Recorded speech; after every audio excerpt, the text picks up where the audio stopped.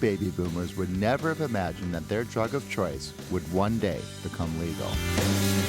Here we are, exactly 50 years after the Woodstock Festival. And many states have legalized marijuana for medicinal purposes, recreational use, or both. More states plan to follow. We have a map of the country, and it tells you how green is your state, what's legal and what's not. Hoping to join what many have coined the green rush is Elana Frankel. Let's get out of the spot first.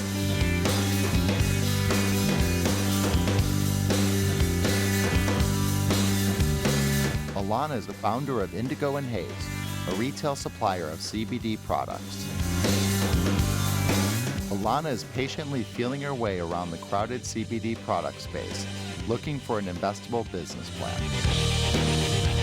It's easy to see why. Since 2014, official retail sales have topped over $6.5 billion, and that's just in Colorado. Welcome to Loretta. I'm here with Elana Frankel. Where would you like to go today? I would love to head downtown.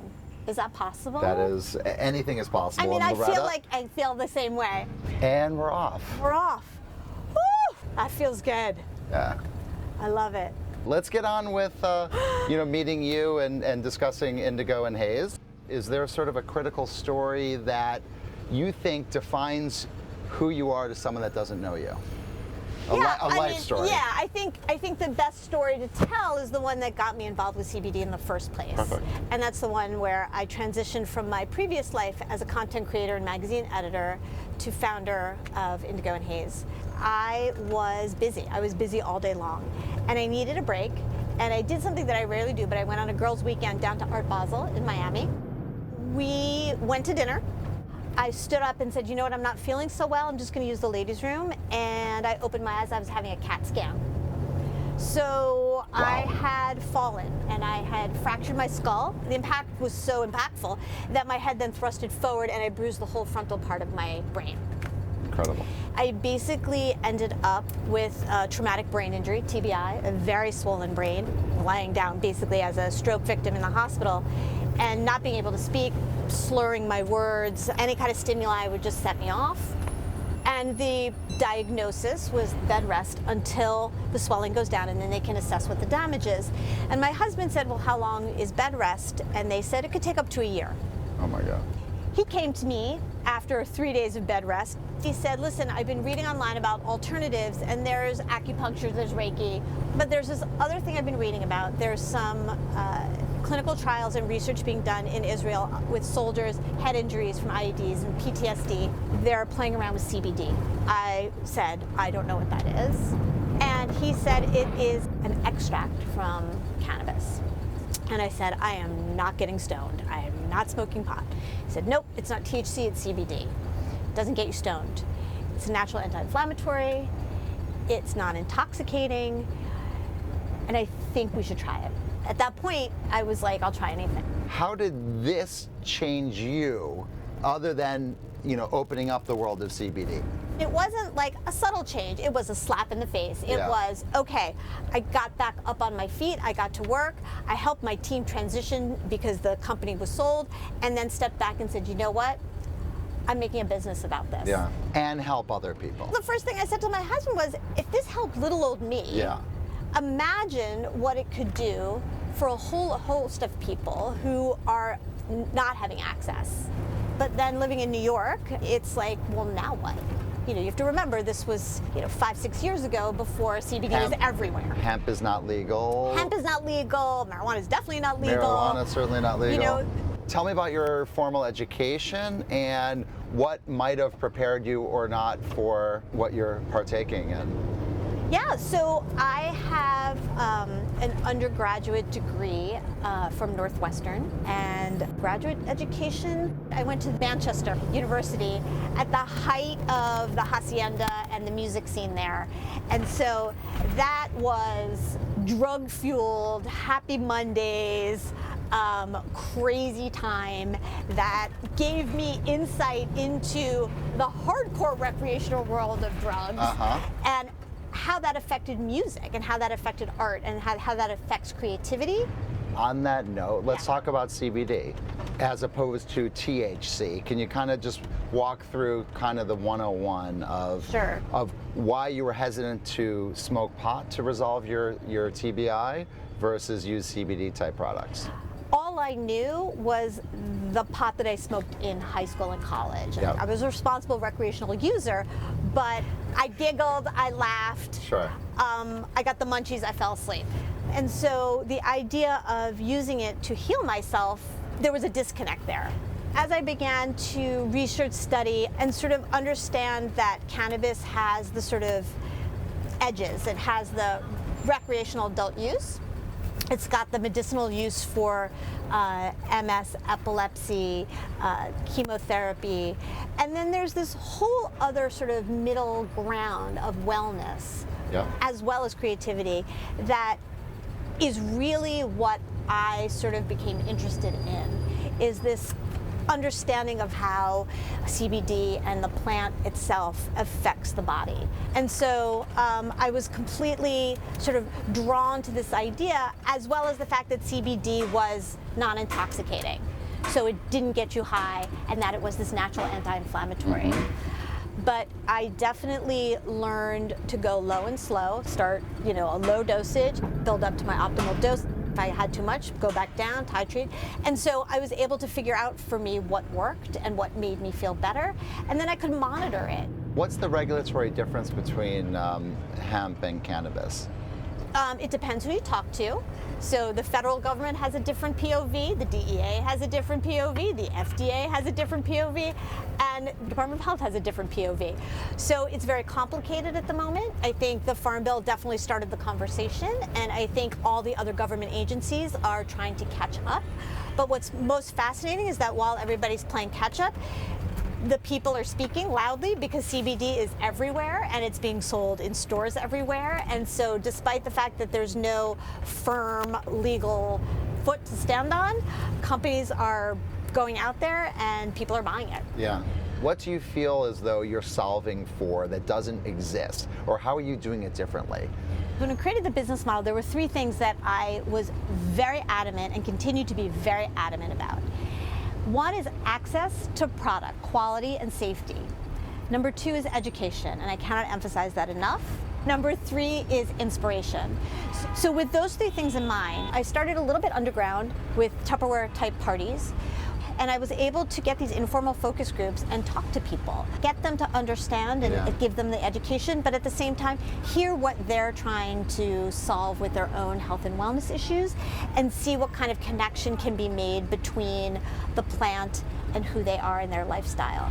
So we partnered with a formulator esthetician in Colorado. We were able to develop a Indigo Haze body lotion, which to this day is still our best seller and our best product and our most popular product. We said, okay, you know what, we're gonna take the Muji type approach. We're not gonna send out big packaging, fancy labels and all of this. We're gonna be very clear, very succinct, very minimal, and we're gonna spend all our money on the ingredients and the product itself. Talk to me about where the business is today. We started to partner with other businesses, and one that I'm really excited about is Centennial Media, and we created a magazine. So we are in the process of working on our third issue.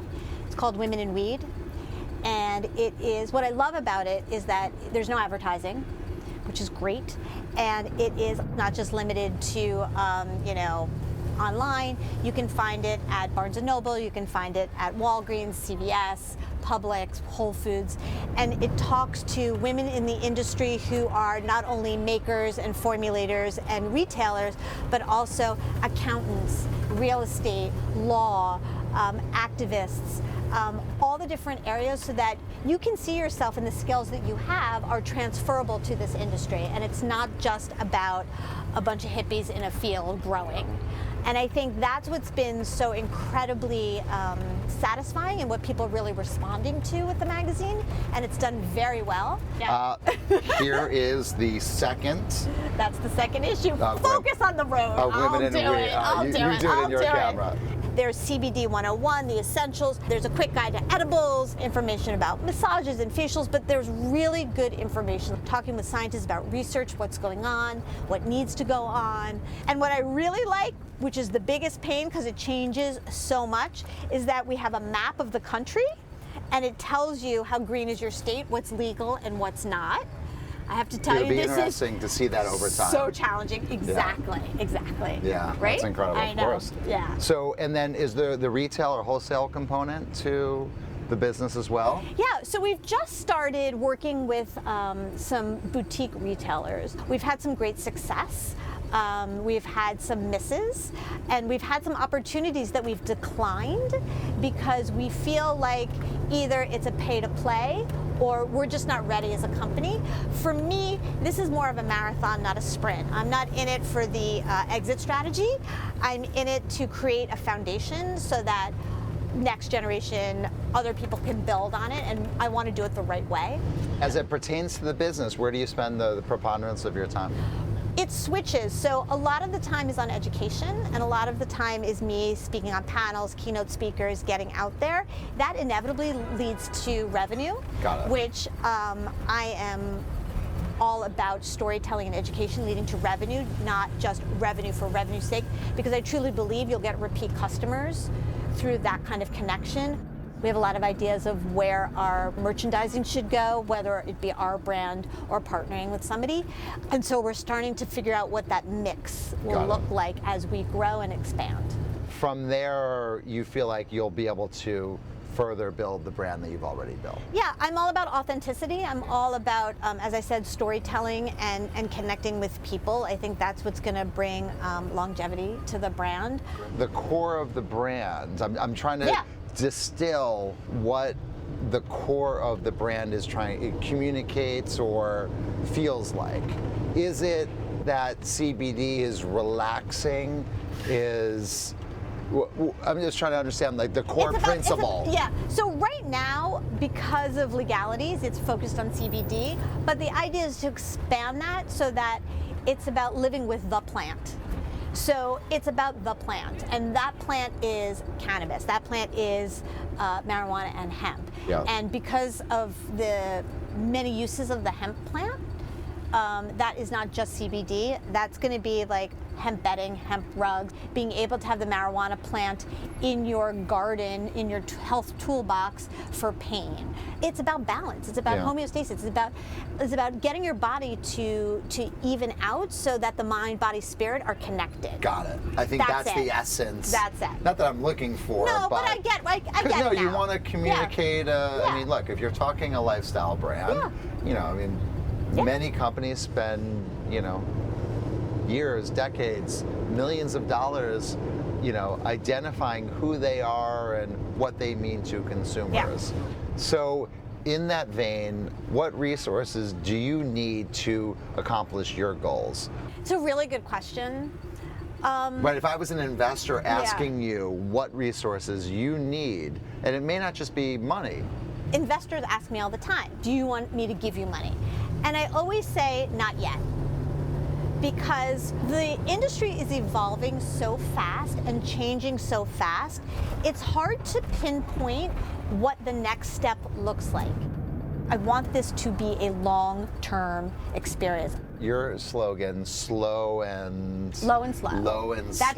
That's standard sort of practice in this industry to sort of, when you're doing an edible, you start with very low dosage and slowly build up, because a lot of people, they don't realize that when you eat something, they have to digest it before they feel it, so they'll eat something and 5 minutes later they'll be like, oh my God, I don't feel anything, I'm gonna eat some more. And then they overdo it. Got it. Many people, when they find something that is, I'll call it investable for lack of a better word, do the opposite of low and slow. I know. I know. And so, but what you're saying is you actually haven't determined whether the opportunity warrants a fast and aggressive investment. I do know that I will at some point need a business partner who can then understand the logistics, the operations, the business model, all of the. So this is a casting call to you. We are looking. So fun to work with, by the way. We are looking for a product specialist to take advantage of this amazing brand. How should we measure your success? How do you measure your success? So we definitely want to see revenue going up. Another important metric, and what we really publish a lot of on our Instagram feed, is anecdotal evidence and quotes from our customers. When we get a story that says, I tried your body lotion, I have neuropathy in my hands, and I find great relief. Or I rubbed your lotion on my feet at night, put on a pair of socks, and slept through the night. When I hear okay, I tried this, it didn't work, or I didn't like it, I then say, okay, let's talk about another approach. Now, that is not a scalable metric I am highly aware of, but again, that's why my future partner out there who's gonna, figure out how to deal with the rest. We have our tea. We have our ginger turmeric tea we've made. I'm gonna go find a fun park. Yeah, we'll park and next we'll to. have some tea. Yeah, we'll have some tea. I love it.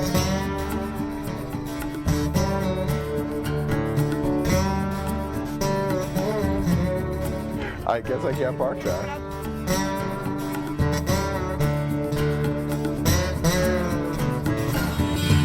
So I wanted you to test what was incredibly beneficial to me. Ginger turmeric CBD Beautiful, thank you. tea. I mean, there's nothing uniquely CBD tasting about it, is there? No. Because the turmeric and... Right, and the ginger offset an earthy tone you would get from the CBD. It defogs you. It gets rid of all the noise in your brain. It allows the sort of brain to focus. And so that's why a lot of people find it very helpful to work harder and more focused. No, this is lovely. I really like sitting in Loretta on our couch, having our CBD tea. Cheers to you. Cheers. And best of luck. I think I need more. I'm not going to say no. Let's keep going. I mean... Grew up in Santiago, Chile, always been in my blood to be an entrepreneur. All of a sudden, you're thinking about the inefficiencies of restaurant delivery. I feel like if we don't do it, somebody else is going to do it. We deliver over 500,000 orders a month. Wow. Are you losing money per order? We're not. I feel like this is a puzzle I can't crack.